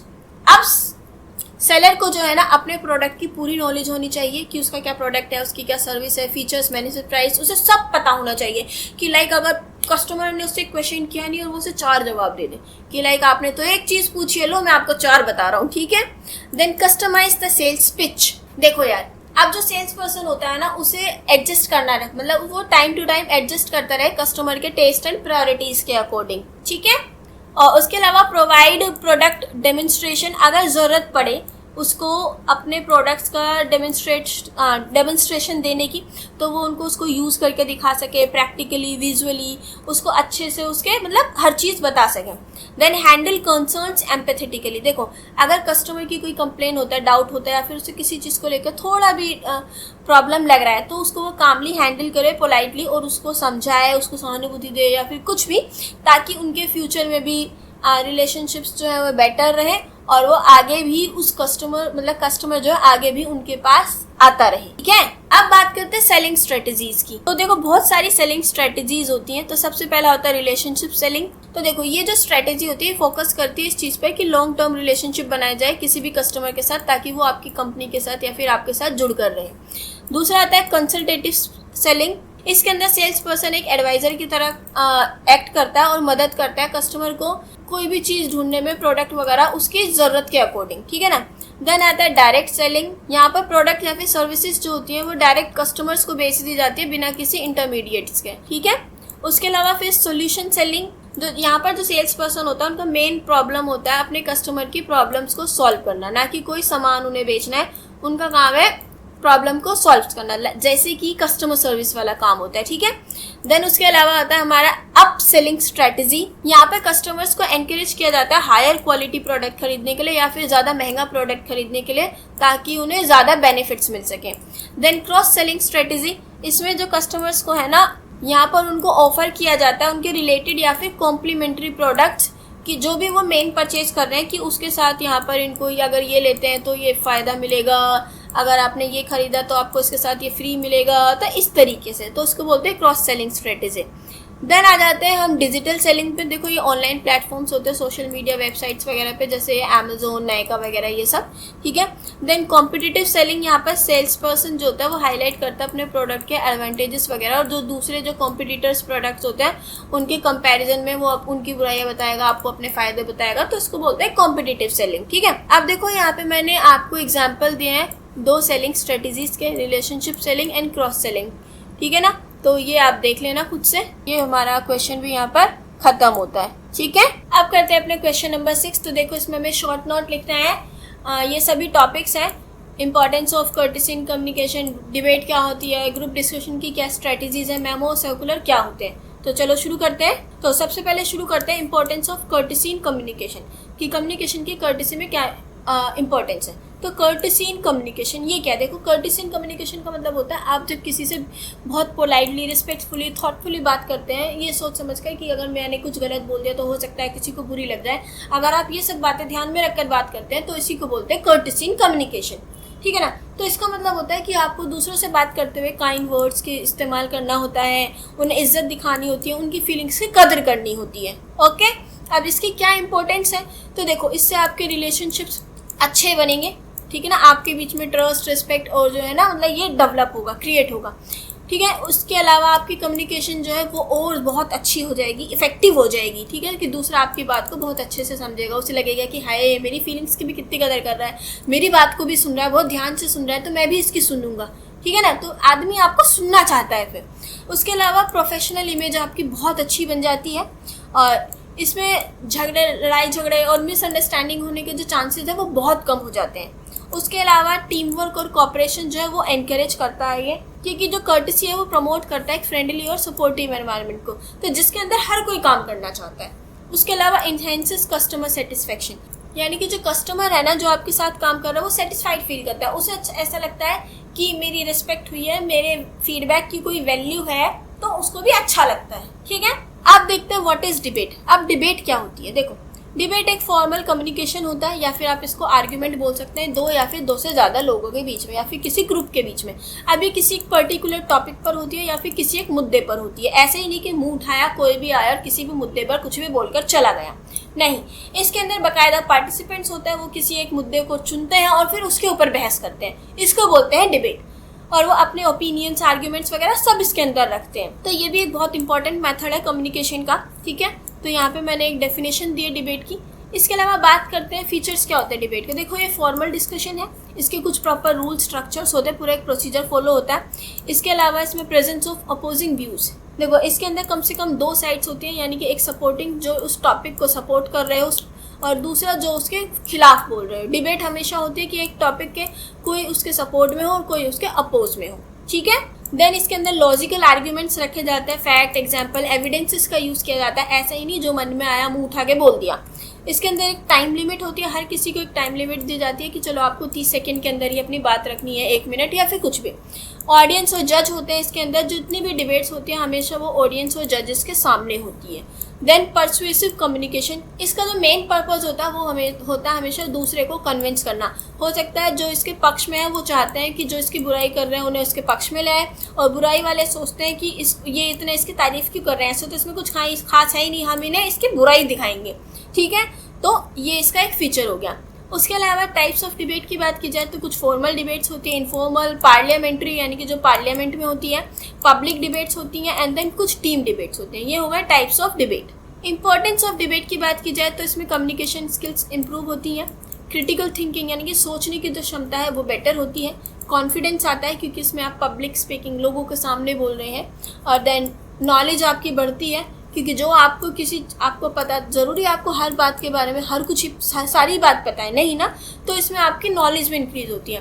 Then persuasion skills जो आपकी वो डेवलप हो जाती है, अच्छी हो जाती हैं, और इसमें आप दूसरों के ओपिनियंस के प्रति जो है अपनी मतलब रिस्पेक्ट जो है वो इंक्रीज होने लग जाती है कि हाँ, आपको उनके व्यू पॉइंट्स भी दिखते हैं, आप वो भी समझने लग जाते हो। ज़रूरी नहीं कि अपने ही पॉइंट्स थोपने हर किसी पर, ठीक। उसके अलावा इसके एडवांटेजेस की भी बात की जाए तो पब्लिक स्पीकिंग इंप्रूव होती है, एनालिटिकल एबिलिटी डेवलप हो जाती है, लाइक आप सोचने समझने लग जाते हो किसी चीज़ को logically, and team work encourage होता है, अवेयरनेस प्रमोट करते हो आप इसमें, और डिसीजन मेकिंग जो है ना वो मजबूत होता है क्योंकि फिर आप सोच समझ कर कोई फैसला लेते हैं, और लिसनिंग स्किल्स भी आपकी बढ़ जाती है, दूसरों को सुनने वाली भी। डिसएडवांटेजेस की बात की जाए तो उसमें बहुत ज़्यादा चांसेस होते हैं कि कॉन्फ्लिक्ट होने के, कि कोई आर्ग्यूमेंट हो जाए, कोई लड़ाई झगड़ा हो जाए।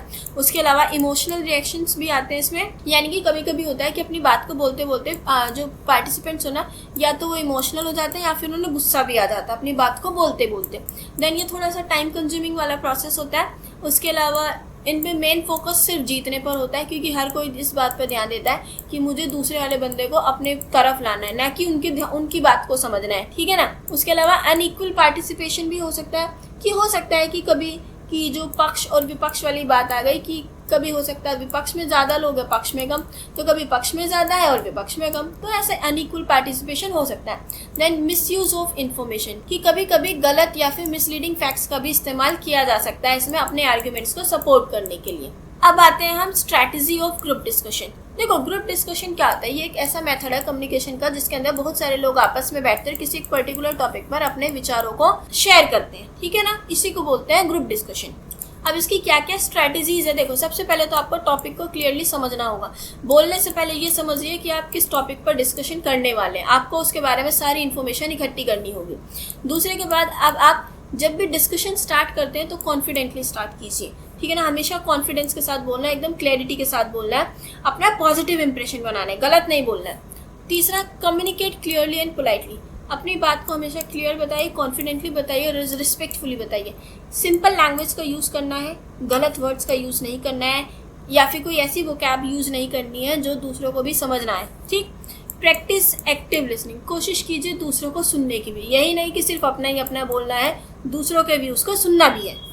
उसके अलावा present logical and relevant points, जब भी आप अपने आर्ग्यूमेंट्स या फिर ओपिनियन रखते हैं तो उससे रिलेटेड कोई भी लॉजिकल या फिर रेलेवेंट पॉइंट आप बता सकते हैं, फैक्ट वगैरह बता सकते हैं, ठीक है। दूसरा, एनकरेज पार्टिसिपेशन, हमेशा कोशिश कीजिए कि जब भी देखो ग्रुप डिस्कशन जब भी होता है ना तो इसके अंदर team work and cooperation involve होता है, तो यहाँ पे पार्टिसिपेंट्स को एनकरेज करना चाहिए कि जो मेंबर्स अभी शांत है, ज़्यादा अपनी बातों को नहीं रख रहे हैं, कि वो भी बोले, उन्हें एनकरेज करे कि अरे भाई आप भी बोलो, आप भी कुछ बताओ, गलती सही, जितना पता उतना ही बताओ, तो इस तरीके से एनकरेज भी करना चाहिए, ठीक है। देन उसके अलावा maintain positive body language, like आपको आई कांटेक्ट अच्छे से मेंटेन करना है, अपने एक्सप्रेशंस, पोस्चर, जेस्चर्स, हर तरीके से कॉन्फिडेंट फील कराना है और करना है, और अपना एक जो बॉडी लैंग्वेज है वो बहुत पॉजिटिव बनाना है इस तरीके से कि आपका जो स्ट्रॉन्ग इंप्रेशन है वो दूसरे पे बहुत अच्छा जाए, पॉजिटिव इंप्रेशन जाए आपका, ठीक है। उसके बाद आते हैं मेमोज एंड सर्कुलर्स पर। देखो मेमोज और सर्कुलर्स क्या होते हैं, देखो ये रिटन कम्युनिकेशन की दो फॉर्म्स हैं, टाइप्स हैं, जिनको ऑर्गेनाइजेशन, ऑफिस या फिर एजुकेशनल इंस्टीट्यूट्स वगैरह में यूज़ किया जाता है। दोनों के दोनों फॉर्मल कम्युनिकेशन है, लेकिन इनमें थोड़ा सा डिफरेंस है बस। मेमोरेंडम का फॉर्मेट देखा जाए तो टू, यानी कि किसको लिखा जा रहा है, कौन लिख रहा है, डेट क्या है और इसका क्या सब्जेक्ट है। अब हमेशा स्टार्टिंग करनी है कि this memorandum is to inform you that, अब जो भी टॉपिक आपको दिया उससे रिलेटेड लिख दो। All concerned are requested to, हर किसी से रिक्वेस्ट की जाती है। अब आप क्या रिक्वेस्ट कर रहे हैं कि हमारी बात को सुने समझे, वरना आपके खिलाफ कोई भी एक्शन लिया जा सकता है या फिर कुछ भी। एंड हमेशा इस लाइन से करना है और देन फिर अपना सिग्नेचर एंड डेजिग्नेशन, ठीक है। यहाँ पर एक मैंने एग्जाम्पल दिया, यहाँ पर लेट सबमिशन है असाइनमेंट का, तो उसके एग्जाम्पल दिया, किसके लिए है, सभी स्टूडेंट्स के लिए है, किसने दिया, प्रिंसिपल ने, डेट दिया, सब्जेक्ट दिया। यहाँ पर है कि सभी स्टूडेंट्स को अपने असाइनमेंट्स इतने से पहले करना है, अगर लेट सबमिशंस होंगे तो उनको एक्सेप्ट नहीं किया जाएगा without valid reason. All concern है, हर किसी मतलब जितने भी लोग हैं सबसे रिक्वेस्ट की जाती है कि कंप्लीट करें अपने काम को, सबमिट करें ऑन टाइम पे और सभी इंस्ट्रक्शंस जो दिए हैं उनको केयरफुली फॉलो करें और एंड यहाँ पर कर देना है, ठीक है। इसी तरीके से अब आ जाते हैं हमें कॉमन सर्कुलर फॉर्मेट पे। मेमोरेंडम हो गया। सर्कुलर की बात की जाए तो सर्कुलर का एक नंबर होता है, यहाँ पे आप कोई भी नंबर दे सकते हैं, 02, 2026 या फिर डेट अगर सोचो 5 है 2026, कुछ भी डाल दो, डेट डालना है। फिर उसके अलावा सब्जेक्ट डालेंगे आप, और ये आपका सर्कुलर किससे रिलेटेड है हमेशा ये बताएंगे। अब वो आप किन से क्या रिक्वेस्ट कर रहे हैं यहाँ पर वो भी बताएंगे। उसके अलावा एंड में एक लाइन लिखेंगे, signature and then designation. Example की बात की जाए तो यहाँ पे एक हॉलीडे नोटिस है कि आपको एक सर्कुलर डालना है, सर्कुलर नंबर डाला, डेट डाला, हॉलीडे इंडिपेंडेंस डे पर। ये इन्फॉर्म किया जाता है सबको कि जो इंस्टीट्यूशन है वो इतनी तारीख को बंद रहेगा, किस लिए बंद रहेगा वो बता दिया। फिर सभी स्टूडेंट और स्टाफ से आप क्या रिक्वेस्ट करते हैं वो बताएंगे एंड फिर लाइन लिखेंगे और इसको खत्म, ठीक है। तो ये हो गया हमारा सर्कुलर। तो ये वाला आंसर भी हमारा खत्म होता है। अब करते हैं अपने नेक्स्ट क्वेश्चन। देखो इसके अंदर हमें रिपोर्ट राइटिंग बतानी है, किस तरीके से कि रिपोर्ट राइटिंग कैसे करते हैं, ठीक है। तो देखो मैंने यहाँ पे एक फॉर्मेट दिया आपको, बहुत कॉमन फॉर्मेट है। रिपोर्ट राइटिंग कैसे करते हैं, तो सबसे पहले ऊपर रिपोर्ट लिखोगे, देन यहाँ पे अपना एक पूरा टाइटल लिखोगे, डेट एंड प्लेस, ठीक है। इंट्रोडक्शन देना है आपको पहले कि आपको किस टॉपिक से रिलेटेड है। देखो ये वाला जो पूरा फॉर्मेट है ना, अगर आपको कोई भी इवेंट होस्ट दे दिया कि किसी कॉलेज में इवेंट है, किसी कंपनी के अंदर कोई इवेंट हो रहा है या फिर कुछ भी इवेंट से रिलेटेड कुछ भी है, तो आप उसमें ये वाला फॉर्मेट पूरा डिट्टो टीप सकते हो। कोई प्रोग्राम वगैरह कुछ भी हो रहा है, ठीक है। तो ये वाला फॉर्मेट आप देख लेना और इसे टीप देना पूरा का पूरा। उसके अलावा एक मैंने दूसरा फॉर्मेट भी दिया है यहाँ पे रिपोर्ट राइटिंग का। अगर इंस्पेक्शन से रिलेटेड आता है, आपका जो दूसरा टॉपिक वो क्वेश्चन था ना इसके अंदर, वो इंस्पेक्शन से रिलेटेड था, तो अगर इंस्पेक्शन से रिलेटेड किसी विजिट से रिलेटेड कोई भी आपके पास रिपोर्ट आ जाती है तो आपको ये वाला फॉर्मेट यूज कर लेना है। देखो यार, एक सीधी सी बात बताती हूँ, जब भी आप कोई रिपोर्ट राइटिंग लिखते हैं ना तो हमेशा सबसे पहले एक इंट्रोडक्शन देते हैं कि आप ये रिपोर्ट लिख किसके बारे में रहे हैं, ठीक है। फिर थोड़ी सी उसकी इन्फॉर्मेशन दे दो कि सोचो अगर आपके कॉलेज में या स्कूल में कुछ हो रहा है तो हाँ ठीक है, यहाँ पे ये होना है, आपको यहाँ आकर मिलना है, इस टाइम पे ऐसे मिलना है, या जो भी है, ठीक है। अगर आपको लिखना है कि कोई रिपोर्ट है कि कोई चीज़ खो गई है तो पहले आप बताओगे कि ये आपको ये सूचित करने के लिए लिखा जा रहा है कि हमारी ये चीज़ खो गई है, उसका डिस्क्रिप्शन दो अब कि वो इस कलर की थी, ऐसी थी, वैसी थी, मुझे लास्ट टाइम मैंने यहाँ पे घुमाई है, अगर आपको किसी को भी मिलती है तो इसे कॉन्टेक्ट करें, ठीक है ना। इस तरीके से मतलब अगर रिपोर्ट कभी भी कोई भी टॉपिक पे आ जाए तो फॉर्मेट मैंने क्या बताया आपको, पहले टाइटल, डेट, प्लेस, फिर देन छोटा सा इंट्रोडक्शन, फिर उसके बारे में थोड़ी सी इन्फॉर्मेशन और एंड में आप ख़त्म कर सकते हो इन 2-3 लाइन से, जो कि डिट्टो ही है, सेम ही है, ठीक है। फिर देन रिपोर्ट किसने लिखी है वो, उसके डेजिग्नेशन क्या है। तो यहाँ पर एक मैंने एग्जांपल भी दिया आपको इंस्पेक्शन से रिलेटेड कि किसी रेस्टोरेंट का इंस्पेक्शन होना है तो टाइटल, डेट, प्लेस और यहाँ पे पूरा उसका एक एग्जाम्पल दे दिया है, ठीक है। तो ये हो गया हमारा रिपोर्ट राइटिंग। अब करते हैं अपना नेक्स्ट क्वेश्चन जिसके अंदर हमें लेटर राइटिंग करनी है। तो देखो लेटर राइटिंग जो है ना, हमेशा सबसे पहले लिखते हैं ऊपर सेंडर का एड्रेस जो भेजने वाला है, यानी कि आप, फिर डेट लिखेंगे, फिर टू द, किसको लिख रहे हैं यानी कि रिसीवर एड्रेस, पूरा यहाँ पे रिसीवर एड्रेस आना चाहिए। उसके अलावा जो भी आपका सब्जेक्ट है, देखो यहाँ पे ये वाला जो फॉर्मेट मैंने आपको दिया है ये कंप्लेंट से रिगार्डिंग है, किसी भी चीज़ की कंप्लेन हो, किसी को भी करनी हो, आप ये पूरा फॉर्मेट उठा के लिख सकते हो, ठीक। उसके अलावा अगर कोई भी दूसरा कोई टॉपिक है तो यहाँ पर आप उसका सब्जेक्ट लिखेंगे, फिर यहाँ पे सैल्यूटेशन यानी कि रिस्पेक्टेड सर या मैडम, फिर जो भी आपका लेटर होगा हमेशा आप यहाँ से शुरू कर देना बिना सोचे समझे। I would like to draw your kind attention, अगर वो फॉर्मल लेटर है ना। इनफॉर्मल होते हैं वो वाले लेटर्स जो आप अपने सहपरिवार, सहपाठी, दोस्तों वगैरह को लिखते हो। फॉर्मल होते हैं जो आप अपने ऑफिसर्स वगैरह, कलीग्स वगैरह को लिखते हो। तो अगर कोई भी फॉर्मल लेटर आ जाता है तो बिना सोचे समझे यहाँ से शुरू कर दो, ठीक है ना। अब यहाँ पर अगर कोई प्रॉब्लम है तो वो लिख दो, मेंशन कर दो यहाँ पे किसी एरिया में, ऑफिस में, जो भी है। अब यहाँ पर मैंने एक कॉमन सा फॉर्मेट दिया है, चाहो तो इसे सेम रहने दो, लेकिन इतना छोटा लेटर लिख नहीं सकते हो तो थोड़ी सी पंचायती लिखनी जरूरी है। जो भी प्रॉब्लम आपको क्वेश्चन पेपर में बताई जाती है उससे रिलेटेड उसकी पूरी चीज़ें लिख दो, ठीक है ना। देखो फॉर्मेट तो आपने देख लिया, यहाँ पे एंड में आप यहाँ पे ये जो लाइनें हैं ना, ये तो आपको हर किसी के डाली है। मतलब अगर कोई कंप्लेन लेटर आता है तो उनमें ये तो डिट्टो लिख दो, लेकिन बीच में अब आपको यहाँ पे कहानी भरनी पड़ेगी, ठीक है। तो अब वो कहानी क्या है, देखो जैसे कि सेंडर का एड्रेस, डेट हो गया, किसे भेजा, रिसीवर एड्रेस, सब्जेक्ट, सैल्यूटेशन, तो यहाँ पर वो I would like to draw वाला पूरा स्टार्ट हो गया। अब यहाँ पर आपको कहानी बननी है। यहाँ पर मैं नॉइस पोल्यूशन से बता रही हूँ, तो यहाँ पे कि हाँ जो स्टूडेंट्स हैं उनको बहुत ज़्यादा प्रॉब्लम होती है पढ़ाई करने में, बूढ़े लोगों को दिक्कत होती है, इससे बहुत सारी प्रॉब्लम्स हो रही है, कंडीशन जो है दिन पर दिन बिगड़ती जा रही है। मैं आपको कुछ अब आपको उसे कुछ सजेशंस भी देने हैं कि आप रेगुलर इंस्पेक्शन कराइए जिससे मतलब प्रॉब्लम को सॉल्व किया जा सके, या फिर सब कुछ। और फिर देन जो मैंने आपको 3 पैराग्राफ बताए थे ना वो डिट्टो लिख दो, ठीक है। तो यहाँ पे खत्म हो जाता है हमारा लेटर। उसके अलावा एक मैंने यहाँ पर बिजनेस लेटर भी डाला है। अगर आपको कोई देते हैं कि आप सेल्स पर्सन हो या फिर आप कोई हो, दूसरी कंपनी के लिए आपको लेटर लिखना है या फिर इंटरव्यू, जो भी कुछ है, अगर बिजनेस लेटर है तो उसके लिए ये डिट्टो फॉर्मेट है। सेंडर एड्रेस, डेट डालोगे, जिस कंपनी में दे रहे हो उसका, सब्जेक्ट डालोगे, सैल्यूटेशन। अब यहाँ पे आप ये लिखना शुरू करोगे कि we are pleased to introduce our company, या फिर बिजनेस डील वगैरह, अगर सेल्स पर्सन वगैरह हो आप, और अपनी कंपनी के बारे में बताओगे उनको सब कुछ, और फिर उसके बाद अपने नाम वगैरह लिख दोगे। तो जैसे कि एग्जांपल भी दिया मैंने, हेल्थ केयर सोल्यूशन की कंपनी है, ठीक है। तो आपको इंट्रोडक्शन देना है अपने हेल्थ केयर प्रोडक्ट्स का दूसरी कंपनी को, मैनेजर को यानी कि।